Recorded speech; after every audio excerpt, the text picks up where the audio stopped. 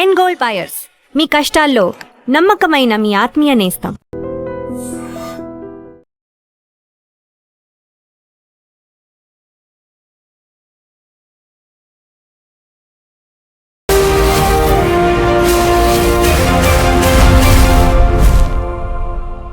నమస్తే, welcome to I dream social spotlight with Kavitha. ఒకే ఒక్క చిన్న వర్షం హైదరాబాద్ ని అతలాకుతలం చేసింది. రాష్ట్ర రాజధానిలో ఎందుకు ఇలాంటి పరిస్థితి వస్తోంది? ఎందుకని అంత ట్రాఫిక్ జామ్లు అవుతున్నాయి? మామూలు చిన్నపాటి వర్షానికి కూడా హైదరాబాద్ నగరం తట్టుకోలేకపోతోందా? ఎక్కడ లోపం జరుగుతోంది? చేయాల్సినటువంటి మార్పులు ఎక్కడున్నాయి? మనతో పాటుగా ఉన్నారు foundation for democratic reforms founder doctor Jayaprakash Narayana గారు. సార్ నమస్తే. నమస్తే కవిత. సార్, మనం ఎంత కాలం నుంచో ఎదురు చూస్తున్నాం, వర్షం రావాలి, వర్షాకాలం ఎప్పుడు వస్తుందా అనేటువంటి ఎదురు చూపులు. మనం చాలా ప్రిపేర్డ్ గా ఉన్నాము అనుకున్నాం, బట్ అసలు ప్రిపేర్డ్ గా లేము అనేది ఒకే ఒక్క చిన్న వర్షం చెప్పింది సార్. ఇంకా లాంగ్ వే టు గో. ఒక 3 months మనకు వర్షాలు అనేవి పడతాయి. వర్షం వచ్చింది అంటే ఒక నరకంలా ఉండేటువంటి పరిస్థితి ఎందుకు వచ్చింది సార్ హైదరాబాద్ లో? కవిత, మీరు చెప్పింది 100% వాస్తవం. హైదరాబాద్ లో ఒక పక్కనేమో తినడానికి తాగడానికి నీళ్ళు లేక ప్రతి కాలనీలో ప్రతి బస్తీలో కటకట్లాడుతున్నారు. మరో పక్కన కొద్దిపాటి వర్షం వస్తే, ఋతుపవనాల్లో వర్షాకాలంలో వర్షం రాకుండా ఏమవుతుంది? వర్షం రావాలని కదా కోరుకునేది. ఇది బ్రహ్మాండమైన వర్షం నటిస్తున్నాం. ఆఫ్టర్ ఆల్ ఒక 2 గంటల్లో సగటున 35 మిల్లీమీటర్ల వర్షపాతం వచ్చింది. ఇది మామూలు వర్షపాతం. మనకి వర్షాకాలంలో మామూలు వర్షపాతం హైదరాబాద్ నగరంలోనే ప్రతి సంవత్సరం ఎంతకంటే ఎక్కువ వర్షం పడుతూ ఉంటుంది. అవును. ఉదాహరణకి 2022లో మనకి 100 మిల్లీమీటర్ల పైగా పడింది. 2020లో 200 మిల్లీమీటర్లు పడింది. అట్లాగే చాలా సంవత్సరాలు 240 మిల్లీమీటర్లు 220 మిల్లీమీటర్లు పడుతుంది కొద్ది గంటల్లో. కాబట్టి 35 మిల్లీమీటర్ల సగటు వర్షపాతం వస్తే తట్టుకోలేకపోయినామని చెప్పంటే ఎంత అసమర్థంగా, ఎంత బాధ్యత లేకుండా, ఎంత అలసత్వంగా మన ప్రభుత్వ యంత్రాంగం ఉందో అర్థమవుతుంది. కొంచెం పరుషమైన మాటలు వాడతాను, కొంచెం ముళ్ళుగారితో పడవాలని చెప్పాను. హైదరాబాద్ నగరాన్ని మీరు తీసుకున్నట్టయితే 165 మిల్లీమీటర్ల వర్షపాతం కొద్ది గంటల్లో పడితే దానికి తగిన స్టామ్ వాటర్ డ్రైనేజ్ డిజైన్ చేసామని చెప్తున్నారు. 165. నిన్న పడ్డది సగటున 35. దానిలో 5వ వంతు. దాన్ని తట్టుకోలేకపోయిందని చెప్పంటే వర్షం కాదు ఇది. మన అసమర్థత, మన నిర్లక్ష్యం, మన అవినీతి, మనం ఏమాత్రం శ్రద్ధ లేకుండా పరిపాలన చేయడం. మనం అయినా పోనీ తీర ప్రాంతంలో ఉన్నాము, లేకపోతే ఒక సాసర్లాగా నీళ్లు డ్రైనేజ్ కానటువంటి ప్రాంతంలో ఉన్నామా? కాదు. చక్కగా ఎగురు ఎత్తుపల్లాలుండి పక్కనే మూసినది ఉన్నది. అంచేత మనకి కొద్దిపాటి ప్రయత్నం చేస్తే ప్రభుత్వ యంత్రాంగం, వాటర్ సప్లై బోర్డు కానీ వారి తగిన మద్దతును ప్రభుత్వం ఇవ్వడం కానీ చేస్తే చాలా తేలిక నీళ్ళు తీసిపోతుంది. ఇప్పుడే ఇట్లా ఉంటే రేపు పొద్దున నా 35 కాదు 150 మిల్లీమీటర్లు పడింది అనుకోండి, మామూలే, పెద్ద గొప్ప విషయం కాదు అది. నేను కొన్ని సందర్భాల్లో జిల్లాల్లో 350-400 మిల్లీమీటర్ల వర్షపాతం ఒక్క రోజు చూశాను. మరి దాన్ని తట్టుకోలేకపోయినట్టయితే నగరం ఏం చేస్తున్నట్టు? హైదరాబాద్ నగరంలో మన తెలంగాణ రాష్ట్రం జీవనాడంతా హైదరాబాద్లో. రాష్ట్రం స్థూల ఆదాయంలో 55% హైదరాబాద్ నగరం నుంచి వస్తున్నది. మనకు ఆదాయం అంతా ఇక్కడి నుంచి వస్తుంది. దేశంలో అతి ఎక్కువ తలసరి ఆదాయం ఉన్న ప్రాంతాల్లో హైదరాబాదు పరిసర ప్రాంతాలు ఒకటి. మరి రాష్ట్ర ప్రభుత్వానికి పన్నుల వాటాలో 74% హైదరాబాద్ నుంచి వస్తున్నాయి. అంటే 1,40,000 కోట్లు సొంత వనరులు రాష్ట్ర ప్రభుత్వం అనుకుంటే 1,00,000 కోట్లకు పైగా హైదరాబాద్ నుంచి తీస్తున్నారు ప్రతి సంవత్సరం. మరి హైదరాబాదు బంగారు గుడ్లు పెట్టే బాత అయినప్పుడు కనీసం బంగారు గుడ్ల కోసమైనా బాతును కాపాడుకోవాలి కదా. ప్రజల మీద ప్రేమ లేకపోయినా కూడా ఆఫ్టర్ ఆల్ మొత్తం స్టామ్ వాటర్ డ్రైనేజ్ ఎంత బ్రహ్మాండంగా చేయాలని చెప్పంటే ఒక 5,000 కోట్లు అవుతుంది. ఆ మాత్రం చేయలేకపోతున్నారా? ఇంత నిర్లక్ష్యం అవుతుందా ప్రభుత్వానికి? డబ్బులన్నీ కూడా తగలేస్తున్నారా? అవినీతి లేకపోతే తాత్కాలికమైన తాయిలాడు తప్ప సంక్షేమం అవుతున్నవారు అంటలా. కానీ ప్రజల దగ్గర పన్ను డబ్బులు వసూలు చేస్తే మౌలిక సదుపాయాలు కల్పించడం. కనీసం వర్షం వస్తే వరదలు రాకుండా ఉంటాయని చెప్పండి. కనీసం మురుగునీళ్ళు మంచినీళ్ళు కలవకుండా ఉంటాయని. కొన్ని 100 కోట్ల లీటర్లు ప్రతిరోజు మీరు మనకి గోదావరి నుంచి కృష్ణ నుంచి తోడుకొస్తున్నప్పుడు కనీసం మన ఇళ్ళకి మంచినీళ్ళు వస్తాయని. ఏం పాపం చేశారు హైదరాబాద్ ప్రజలు? అన్ని రంగాలు ఇట్లా ఉన్నాయి. మంచినీళ్ళు, మురుగునీటి పారుదల, వర్షపు నీటి పారుదల, ట్రాఫిక్, 4 సమస్యలు చూడండి. హైదరాబాద్ గొప్ప నగరం, మరుగు సదుపాయాలు బాగున్నాయి అనుకుంటున్నాం, ప్రజలు మంచివాళ్ళు. ప్రభుత్వాలు గత 20-25 ఏళ్ళు 30 ఏళ్ళుగా చేసిన కృషి వల్ల హైదరాబాద్ కొంచెం దేశంలో మంచి నగరంగా పేరు పొందింది. కానీ మన చేతులతో మనం నాశనం చేసుకుంటున్నాం, మన వేళతో మన కళ్ళు పొడుచుకుంటున్నాం. ఇప్పటికైనా మేలుకోకపోయినట్టయితే తెలంగాణ రాష్ట్రానికి నష్టం జరుగుతుంది, హైదరాబాద్ నగరానికి నష్టం జరుగుతుంది. హైదరాబాద్ ప్రజలు మేలుకోవాలి. 1,00,000 కోట్ల రూపాయల పన్నులు కడుతుంటాయి హైదరాబాద్ నగరం నుంచి. ఎందుకని కనీస ప్రమాణాలతో మరుగు సదుపాయాలు ప్రభుత్వం అందుకోసం ఇది వంకలు చెప్పడం బాధ్యతారాహిత్యం, క్షమార్హం కాదు. సార్, సిటీ ఎక్స్పాండ్ అవుతోంది అనుకుంటున్నాము. అందులో కూడా ప్రతి ఏటా లక్షలాదిగా జనాలు హైదరాబాద్ లో వస్తున్నారు. దానికి తగ్గట్టుగా బిల్డింగ్స్, ఇన్ఫ్రాస్ట్రక్చర్, ఫ్లైఓవర్లు అన్ని వస్తున్నాయి అనుకున్నప్పుడు ఒక క్రక్స్ ఆఫ్ ద పాయింట్ అంటారు సార్, మనకు అన్ని అందుబాటులో ఉన్నాయా, సాఫీగా సాగుతోందా అనేది. గంటల తరబడి ట్రాఫిక్ లో ఉంటే అక్కడ ఉన్నటువంటి హ్యూమన్ రిసోర్సెస్ పోతున్నాయి, అక్కడ ఉన్నటువంటి ఫ్యూయల్ ఛార్జెస్ పోతున్నాయి, వాల్యుబుల్ టైం పోతోంది. ఎవరికైనా ఎమర్జెన్సీలో ఏమైనా బయటికి వెళ్ళాలి అనుకుంటే ఆ ట్రాఫిక్ లో చిక్కుకున్న వాళ్ళకి ఏది అందని పరిస్థితి అనేది వస్తుంది. ఎందుకని ప్రాపర్ గా దాన్ని హ్యాండిల్ చేయలేకపోతున్నారు సార్? అంటే రాజకీయం దృష్టి అంతా కూడా కవిత, అర్జెంటుగా ఓటు ఎక్కడుంది, అర్జెంటుగా డబ్బుల సంపాదన ఎక్కడుంది. కొంచెం పచ్చిగా చెప్తున్నాను, ఈ రెండే మనకు కావాల్సి. అంతేగాని ప్రజల పన్ను డబ్బులతో సేవలు చేయటం ఎట్లాగా, దీర్ఘకాలం అభివృద్ధిని సాధించడం ఎట్లాగా, ఆదాయాన్ని పెంచడం ఎట్లాగా, ఉపాధి కల్పించడం ఎట్లాగా, జీవన ప్రమాణాలు మెరుగుపరచడం ఎట్లాగా, అసలు దాని మీద శ్రద్ధ లేదు. మీరు చెప్పినట్టుగా ట్రాఫిక్ ఉందనుకోండి, దీన్ని ఉన్న మౌలిక సదుపాయాలు అదనంగా పెద్ద ఖర్చు పెట్టకుండా ఒక 7,000 కోట్ల రూపాయలు పెడితే ఒక్కరోజు కాదు, ఒక 4-5 ఏళ్లలో. ఉదాహరణకి బస్సులు, ఎలక్ట్రిక్ బస్సులు ఒక 2-3 వేలు పెంచాలి, కనీసం 2,000 పైగా పెంచాలి.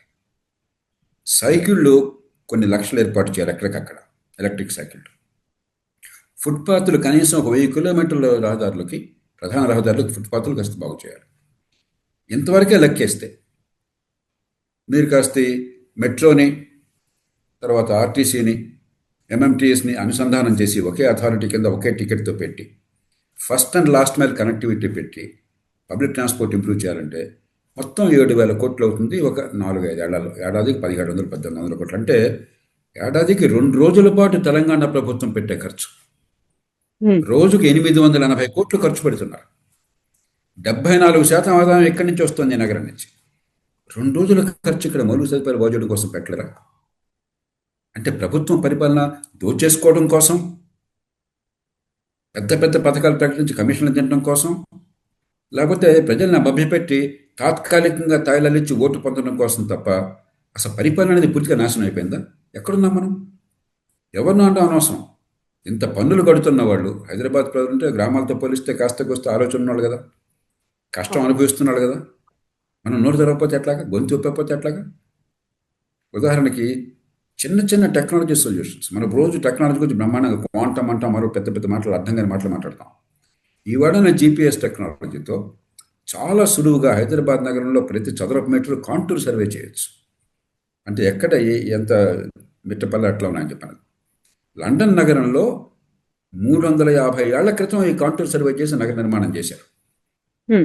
నీరు ఎప్పుడు కూడా పల్లానికి ప్రవహిస్తుంది, నీరు పల్ల మెరుగు నిజమ దేవుడు అంటారు. కాబట్టి వాడు దాన్ని గుర్తించి దాని ప్రకారమే ఇన్ఫ్రాస్ట్రక్చర్ అంతా కూడా ఏర్పాటు చేశారు. మంచినీళ్ళు కావచ్చు, మురుగునీటి పారుదల కావచ్చు, వరద నీటి పారుదల కావచ్చు, వాళ్ళు ఎక్కడుంటే దాని ప్రకారం చేశారు. దానికి ముందు కాంటూర్ సర్వే ఖర్చం కాదు పెద్దగా, బాగా చేస్తే హైదరాబాద్కి ఒక 50-100 కోట్లు అయిపోతుంది పని. అందులో అద్భుతమైన టెక్నాలజీ ఉన్నాయి. అట్లాగే మీరు కొత్తగా లేఅవుట్లు శాంక్షన్ చేసిన ఇందాక అన్నారు, కొత్తగా లేఅవుట్లు శాంక్షన్ చేస్తున్నప్పుడు కనీసం అసలు వరద నీటి పారుదల, మురుగునీటి పారుదల అవి ఎట్లా పోతాయి? ఆ ముంపు లేకుండా రేపు పొద్దున అక్కడ పాపం లక్షల రూపాయలు కోట్లు ఖర్చు పెట్టి ఆ ఫ్లాట్లో లేకపోతే స్థలంలో కొనుక్కున్న వాళ్ళకి రేపు పొద్దున వాళ్ళు నాశనం కాకుండా కనీసం డ్రైనేజ్ సరిగ్గా ఉందో లేదో చూసుకుని ఆ కాంటూర్స్ చూసి దాని ప్రకారం మీరు అప్రూవల్ ఇవ్వరారా? మీరే కదా అప్రూవల్స్ ఇస్తుంది. ఈ లేఅవుట్లు కానీ లేదా బిల్డింగ్ కన్స్ట్రక్షన్ కానీ అంటే లంచాలు ఇస్తే అప్రూవల్ అయిపోతే పని అయిపోయినట్టనా? అంచేత డబ్బులు కూడా కాదు, అసలు పాలన ప్రజల కోసం అన్న విషయాన్ని పూర్తిగా మర్చిపోయినారు. మనం పెద్ద పెద్ద విషయాలు దేశం గురించి మాట్లాడుతున్నాం. మన నగరాన్ని నరకంగా చేసుకుంటే ఇంకా దేశం గురించి మాట్లాడడం ఏంటి? వర్షం కురిస్తే వరదలు వస్తే ఇంకా దేశం గురించి మాట్లాడడం ఇదే పరిపాలన, ఇదే దేశం. అంచేత మనం మేల్కోవాలి. నేను మీ ద్వారా హైదరాబాద్ ప్రజలందరికీ విజ్ఞప్తి చేస్తున్నాను. ఎవరిని కూర్చో మనం చేయక్కర్లా, మన కోసం మనం చేసుకుందాం. నిన్న అందరూ చెప్తున్నారు, మీరు చెప్తున్నారు, పావు గంట అరగంటలో వెళ్లాల్సిన ప్రయాణం 3:30 గంటలు 4 గంటలు పెట్టి నరకమైంది. ఆఫ్టర్ ఆల్ 35 మిల్లీమీటర్ల వర్షపాతం, అంటే ఒక అంగుళంన్నర కూడా లేదు వర్షపాతం. దానికి ఇంత కుదేలైపోయినట్టయితే వర్షాకాలంలో వర్షం లేక అలమటిస్తున్న నగరంలో ఎంత దారుణం ఇది. ఒక పక్క ఏమో మనం కార్ పూలింగ్ అంటున్నాం, ఇంకో పక్క ఏమో ఎలక్ట్రిక్ వెహికల్స్ వైపు వెళ్ళండి అనుకుంటున్నాం. గంటలు గంటలు అక్కడ ట్రాఫిక్ జామ్ లో ఉంటుంది. వర్షం పడుతుంది కదా అనుకొని కిలోమీటర్ల మేర మెట్రో రైళ్లలో ప్రయాణించాలి అనుకుంటే అక్కడ కూడా ఎక్కలేని పరిస్థితి ఉంది. ఆ వీడియోస్ అవన్నీ కూడా బయటకు వస్తున్నాయి. అంటే వర్షం వస్తే మనకు ఆల్టర్నేట్స్ లేవు, వర్షం వస్తే ట్రాఫిక్ లో చిక్కుకుపోవాలి.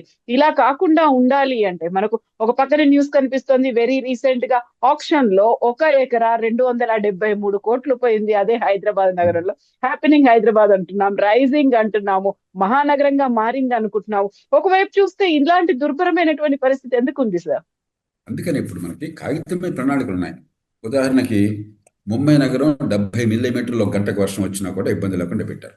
అంతకంటే ఎక్కువ వస్తే 2 గంటలు ఇబ్బంది ఉండొచ్చు. ముంబై మనకంటే కష్టమైన నగరం. ఎందుకని? సముద్రం ఉంది. సముద్రం ఆటుపోట్లను బట్టి సముద్రం హైట్ అయ్యేటప్పుడు మనకు వర్షాలు వచ్చినాయి, డ్రైనేజ్ కూడా ఉండదు. అవును. అయినా కూడా 70 మిల్లీమీటర్లు తీసేట్టుకు ఏర్పాట్లు చేశారు. మనకి పుష్కలంగా ఇక్కడి నుంచి మూసిలోకి వెళ్ళిపోతాయి ఎత్తుపల్లాల్లో, అక్కడి నుంచి కృష్ణకి వెళ్ళిపోతాయి. 35 మిల్లీమీటర్లు మనం హ్యాండిల్ చేయలేకపోతున్నాం. కాగితం మీద 125 మిల్లీమీటర్ల వర్షపాతాన్ని హ్యాండిల్ చేసేటువంటి ఏర్పాటు ఉందని చెప్తున్నాం మనం. అంచేత అసలు ఇంజనీరింగ్లో పనుల పర్యవేక్షణ కానీ కనీసమైన జవాబుదారితనం కానీ లేకుండా పోయింది. అంతా కేంద్రీకరించారు. ఏం జరుగుతుందో దేవుడికి ఎరుక. ఎవరో రాజకీయంగానో మరో రకంగానో వాళ్ళు చెప్పిన వాళ్ళకి ఫలానా పనులు కేటాయించాలని తప్పని తప్పితే మనం అసలు ప్రజలకి పెట్టిన ఖర్చు వల్ల ఫలితం వస్తుందా? ఇప్పుడు డ్రైనేజ్ వరద నీటి పారుదల ఉందనుకోండి, 90% బ్రహ్మాండంగా చేసిన ఒక్కచోట అడ్డుపడింది అనుకోండి, మొత్తం వరదలైపోతుంది. ఏ ఒక్క చోట బాటిల్ నెక్ ఉండకూడదు. మనకు అది లెక్కే లేదు కదా. కాంట్రాక్టర్ కోసం పని జరిగిందో చూడడమే తప్పితే అసలు మన ప్రయోజనం కోసం పని జరిగిందని ఆలోచన లేదు కదా. ప్రపంచం అంతా కూడా ఏ నగరమైనా కూడా అక్కడ ఏ ప్రమాణాల ప్రకారం చేస్తే ప్రమాణాల ప్రకారం పని జరుగుతుంది. అక్కడ న్యూయార్క్ నగరంలో గంటకి, అది కూడా తీర ప్రాంతంలో ఉండదు కాబట్టి పెద్ద వర్షం వచ్చి అక్కడ హైట్ ఉంటే చాలా కష్టం. అయినా కూడా 50 మిల్లీమీటర్లకు పై వరకు ఒక గంటలో వస్తే దాన్ని ఏ ఇబ్బంది లేకుండా వాళ్ళు పంపించగలుగుతారు. అసలు అక్కడ నీళ్ళు నిలిచే సమస్య లేదు. అంతకు మించి వస్తే కొంతసేపు నీళ్ళు నిలుస్తాయి అంతే. మనకి 10 మిల్లీమీటర్ల వర్షం వస్తే చాలా ప్రాంతాల్లో ఆగిపోతుంది ట్రాఫిక్. చుట్టుపక్కల ఒక్క చోట ఒక్క చుక్క కనిపించదు. ఆ రోడ్డు అసలు కనీస ప్రమాణాలు ఏం చేయాలి? రోడ్డు మనకి ఎప్పుడు కూడా మధ్యలో ఎత్తు ఉండాలి, బర్మ్స్కి వచ్చేసరికి కిందకి వెళ్ళాలి, రోడ్డుకు 2 పక్కల డ్రైన్ ఉండాలి. మనకు రోడ్డు మధ్యలో పల్లంగా ఎట్లా ఉంటుంది? ఇంజనీరింగ్ కూడా తెలియని నాలాంటి పామరుడికి కూడా ఈ విషయం అర్థమవుతుంది. తారు రోడ్డు మీద నీళ్లు నిలిస్తే ఆ రోడ్డు నాశనం అయినట్టు లెక్క. ఎన్ని చోట్ల చూడండి, కొద్దిపాటి చినుకులు పడితే నీళ్లు రోడ్డు మీద తాగిపోతున్నా చూడండి మీరు. కాబట్టి అసలు ఒక 30-40 ఏళ్ల క్రితం, 50 ఏళ్ల క్రితం, 60 ఏళ్ల క్రితం డబ్బులు పెద్దగా లేకపోయినా కూడా, టెక్నాలజీ పెద్దగా ఆధునిక టెక్నాలజీ లేకపోయినా కూడా పని మీద పర్యవేక్షణ ఉండేది, పట్టుండేది. ఇప్పుడు మొత్తం పోయింది. కాంట్రాక్టులు, కమిషన్లు, గొడవ తప్పితే, ఆర్భాటం తప్పితే పనిని పర్యవేక్షించడం కానీ, ఇంజనీరింగ్ ప్రమాణాల ప్రకారం పనిచేయించడం కానీ, వనరులు సద్వినియోగం చేయడం కానీ పూర్తిగా ఆగిపోయింది. ఆర్భాటంగా పథకాలు ప్రకటించినా అమలు కావట్లా. గార్బేజ్ క్లీనర్స్ చూడండి హైదరాబాద్లో, మీకు గుర్తుందో లేదో, డ్రై గార్బేజ్ వేరు, వెట్ గార్బేజ్ వేరు, డిస్పోజబుల్ వేరు, ఇవన్నీ చెప్పారు. 2 రకాల బిన్స్ ఇచ్చారు మనకు. మా ఇంట్లో కూడా 3 బిన్స్ పెట్టారు. కొంతకాలం పోయాక మానేశారు. ఏమిటని పడితే మనం ఏం చేసినా మళ్ళీ అక్కడ ఆ బిన్లో వాళ్ళ క్యాన్, వాళ్ళ బండి వస్తుంది మున్సిపాలిటీ వాళ్ళది, దానిలో అన్నీ కలిపేస్తున్నారని నేను చెప్పారు. ఇంత మాత్రం మీరు పట్టించుకోలేరా? ఇంత చిన్న పని చేయలేరా? నగరం నరకం అవుతుంటే ఆర్భాటాలను, ప్రచారానికి ఉన్నది పనిలో కొద్దిపాటి కూడా కనిపించట్లేదు. ఇవన్నీ పెద్ద విషయాలు కాదు. సమాజాన్ని విశ్వాసంలో తీసుకుని మనల్ని భాగస్వాములుగా చేసి మనకు నమ్మకాన్ని కలిగించితే ఏ వార్డుకు ఆ వార్డు, ఎక్కడికక్కడ సమస్యలుంటే పరిష్కారం చేసి ఏర్పాటు చేస్తే జనం కలిసి వస్తారు. అసలు ప్రయత్నమే లేదు. మన ప్రధానికి పిటిషన్లు పెట్టి వాడు కాళ్ళు పట్టుకునేవాడుగా తయారైపోయింది తప్పితే పన్నులు కడుతున్నాం. 1,00,000 కోట్ల రూపాయలు హైదరాబాద్ నగరం నుంచి ప్రతి సంవత్సరం పన్నులు వెళ్తున్నాయి ప్రభుత్వానికి. కనీసం 10,000 కోట్లు 12,000 కోట్ల పన్నులు జరగాలి కదా మౌలికమైన విషయాలకి. మీ పెద్ద విషయాలు అడగట్లా, ప్రభుత్వం నుంచి ఏమి యాచించట్లా. మా పన్నుల డబ్బులతో మా ఉమ్మడి పనులు కావాలని కోరుతున్నాం. ఆ కోరిక ప్రజల నుంచి ప్రస్ఫుటంగా రావట్లేదు. అందుకని యువత, మరి ఐటీ సెక్టర్లో ఉన్నవాళ్ళు, మరి ఇక్కడ ఉన్న పరిశ్రమలో ఉన్న కార్మికులు, విద్యార్థులు, మహిళలు, ప్రతి వార్డు నుంచి కూడా మనం గొంతు విప్పాలి. దానికి ఒక మార్గాన్ని ఏర్పరచాలి. మనందరం కలిసి ఈ ప్రజల గొంతు ప్రతిఫలించేట్టుగా ఒక ఉద్యమ రీతిలో ట్రాఫిక్ కావచ్చు, మంచినీళ్ళు కావచ్చు. మంచినీళ్ళు మీకు 200 కోట్ల లీటర్లకు పైగా 217 కోట్ల లీటర్లు కేవలం గోదావరి, కృష్ణ నుంచి నీళ్ళు వస్తున్నాయి. ప్రపంచంలో ఏ మహానగరానికి 2 పెద్ద నదులు అండలేదు. కానీ హైదరాబాద్ నగరంలో ఇప్పుడు నిన్న వర్షం వచ్చినా కూడా మీరు ఎవరినైనా కనుక్కోండి కవిత గారు, ప్రతి కాలనీల్లో మంచినీళ్ళ కటకట. నేనున్నటువంటి పాషాకోట్తో సహా, నేను పంజగుట్టలో ముఖ్యమంత్రి గారి నివాస కార్యాలయానికి 100 మీటర్ల దూరంలో ఉన్నాను, ఇక్కడితో సహా. ఆ నీళ్ళు ఏమవుతున్నాయి? అవన్నీ వరద నీళ్ళలాగా వెళ్ళిపోతున్నాయి, ఇళ్ళకి రాకుండా మూసిలోకి వెళ్ళిపోతున్నాయి. అరే ఇంత ఖర్చు పెట్టి ఇన్ని వేల కోట్లతో మన పథకాలు చేసాం, ఇన్ని వేల కోట్లతో పంపింగ్ చేస్తున్నాం. ఆ నీళ్ళు కనీసం ఇళ్ళకి మంచినీళ్ళు చేరాలి కదా. పట్టించుకుని రాజుడున్నాడా? సిగ్గుపడుతున్నారా ఏమన్నా? మీరు వాటర్ సప్లై బోర్డుని మంచినీళ్ళ ట్యాంకర్ పంపించండి, డబ్బులు కడతామంటే మాకు రావట్లే. ఇక్కడ ఏమిటి అని ఫోన్ చేస్తే 521 వెయిటింగ్ ఉందండి ఒక్క ప్రాంతంలో నేను చెప్పేది. బంజారా హిల్స్లో ఉన్నటువంటి ఈ వాటర్ సప్లై బోర్డు వాళ్ళ ఆఫీస్ దగ్గరే 521 వెయిటింగ్ లిస్ట్ ఉందండి. 3 రోజుల తర్వాత ఎప్పుడు వస్తుంది మీకు అని చెప్పన్నారు. మంచినీళ్ళు తాగడానికి నీళ్ళు లేకపోతే ఇన్ని నీళ్ళు పోనీ నీళ్ళు లేవండి హైదరాబాద్ నగరానికి, అసలు నీళ్ళు మనం ఎడర్రా ఉన్నాము, మమ్మల్ని ఏం చేయమంటారు, మేము దేవుళ్ళం కదా అంటే నేను అర్థం చేసుకోగలను. అరే 200 కోట్లు 220 కోట్ల లీటర్లు మీరు అక్కడి నుంచి పంపు చేస్తున్నారు రోజు. ఎక్కడికి పోతున్నాయి నీళ్ళు? ఆ నీళ్ళు మనకు అందే ఏర్పాటు చేయకపోతే మీరు ఎందుకు తగలట్టి డబ్బంతా మా డబ్బులు ప్రజల డబ్బు కదా, ఇది తగలబెట్టడం ఎవరి కోసం చెప్పని ఈ ప్రశ్న ప్రజల నుంచి రావాలి. ఊరికి ఆహాకారాలు చేయడం కాదు, కొద్దిగా కనీసం కొంతమంది అయినా విషయం తెలుసుకోవాలి. ఉదాహరణకి అది తలసరి 200 లీటర్లు నీళ్లు వస్తుంటే ఇక్కడికి ఎందుకని నీళ్ళు అందట్లేదు? ఈ వర్షంలో పడ్డ నీళ్లు బ్రహ్మాండమైన నీళ్ళేం కాదు, బాగా ఉంటే హైదరాబాద్కి 4 రోజుల పాటు డ్రింకింగ్ వాటర్ అంతే. అంటే 4 రోజులు డ్రింకింగ్ వాటర్కి వరదలు వచ్చేసినాయా నగరం అంతా? ట్రాఫిక్ అంతా ఆగిపోయిందా? 4 రోజులు డ్రింకింగ్ వాటర్. అంచేత ఒక పక్కనేమో నగరాలు మనకి ఆయుధ పట్టు అంటున్నాం, మహానగరాలు కావాలంటున్నాం, మెగా సిటీలు అంటున్నాం, సింగపూర్ గురించి రోజు మాట్లాడతాం, టోక్యో గురించి రోజు మాట్లాడతాం, షాంఘై గురించి రోజు మాట్లాడతాం. అరే ఏదేం వద్దాయా? ఈ కనీసం పనులు చేయండి. మంచినీళ్ళు, మురుగునీటి పారుదల, వరద నీటి పారుదల, ట్రాఫిక్, ఈ 4 చేయండి సార్. మిగతాన్ని జనం చూసుకుంటారు. చదువు ఎట్లాగో మీరు ఇవ్వట్లేదు, వదిలేసుకున్నారు. ఆరోగ్యం ఎట్లాగో మీరు సరిగ్గా అందించట్లేదు, వదిలేసుకున్నారు. చట్టబద్ధ పాలన ఎట్లాగో లేదు, అది వదిలేసుకున్నాం. ఈ 4 కూడా చేయలేరు. ఇంకెందుకు పన్నులు వసూలు చేయటం? ఇంకా ప్రభుత్వాలు ఎందుకు తగలట్నా? సార్ నిన్న ట్రాఫిక్ జామ్ తో పాటుగా ఓల్డ్ సిటీలో పడ్డటువంటి వర్షానికి కరెంటు వైర్లు తెగిపడ్డాయి, 2 చనిపోయారు అనేది అదొకటి. అయితే ఇప్పుడు మళ్ళీ నెక్స్ట్ మ్యాన్ హోల్స్ తెరిచి పెడతారా, లేకపోతే నాలాలు ఓపెన్ అయిపోతాయా, పొంగి పొర్లుతాయా, అదొక సమస్య ఉంది. మళ్ళీ స్కూల్స్ స్టార్ట్ అవుతున్నాయి, చిన్నపిల్లల్ని కాపాడుకోవాల్సినటువంటి అవసరం ఉంది. ఎక్కడ ఏమవుతుందో తెలియనటువంటి గుంతలు కూడా మళ్ళీ మనల్ని అలా నోరు తెరుచుకొని ఉన్నాయి. ఇలాంటి వార్తలన్నీ కూడా వస్తుంటాయి. ఈసారి అలాంటివి లేకుండా ఉండాలి అంటే కనీసం ఇప్పుడైనా జాగ్రత్త పడాలి అంటే when is the right time sir? అసలు మీరు అన్నట్టుగా అన్ని ఒకదాంతో ముడిపడ్డాయి. డ్రైనేజ్ లేకపోతే ఎలక్ట్రిసిటీ కొన్ని సందర్భాలు దెబ్బతింటుంది, అలాగే కేబుల్స్ దెబ్బతింటాయి. అండర్ గ్రౌండ్ కేబుల్స్ ఉంటే ఏమన్నా ఇంటర్నెట్ కావచ్చు, మరొకటి కావచ్చు, స్ట్రీమింగ్ ప్లాట్ఫామ్స్ కావచ్చు, కేబుల్స్ దెబ్బతింటాయి. అట్లాగే వర్షపు నీళ్లు డ్రైనేజ్ సరిగ్గా లేకపోతే స్టామ్ వాటర్ డ్రైన్స్ సివరేజ్ నుండి కలిసిపోతాయి, అయితే మంచినీళ్ళవి సివరేజ్ నుండి కలిసిపోతాయి. అట్లాగే ప్రతిదానికి లింక్ ఉన్నది. ట్రాఫిక్ ఎలాగో మనం చూస్తున్నాం, వర్షం వస్తే ట్రాఫిక్ ఇబ్బంది మరొకటి. అంచేత సమగ్రంగా ప్రణాళికలు ఉన్నాయి, కానీ అమలు చేయాలి, వనరులు కేటాయించాలి, సమర్థంగా అమలు చేయాలి, వేగంగా అమలు చేయాలి. అందులో ఊరికే అరట్లా మనం. ఇది బంగారు గుడ్లు పెట్టే బాతు హైదరాబాద్. దీన్ని కూడా కాపాడుకోలేకపోతే, దీని ప్రతిష్ట కూడా పోతే, దీని బ్రాండ్ ఇమేజ్ కూడా పోతే, ఇక్కడ కూడా పెట్టుబడులు, ఉపాధి కల్పన ఆగిపోతే, ఇక్కడి నుంచి ఆదాయం తగ్గిపోతే ప్రభుత్వం దివాలా తీస్తుంది. కనీసం అందుకోసమే చేయాలి కదా. మీరేమన్నా తినాలన్నా కూడా నగరాన్ని కాపాడుకోవాలి కదా, కొంచెం ఆపద్ధర్మంగా చేయాలి. Yes sir, thank you so much sir. Thank you sir.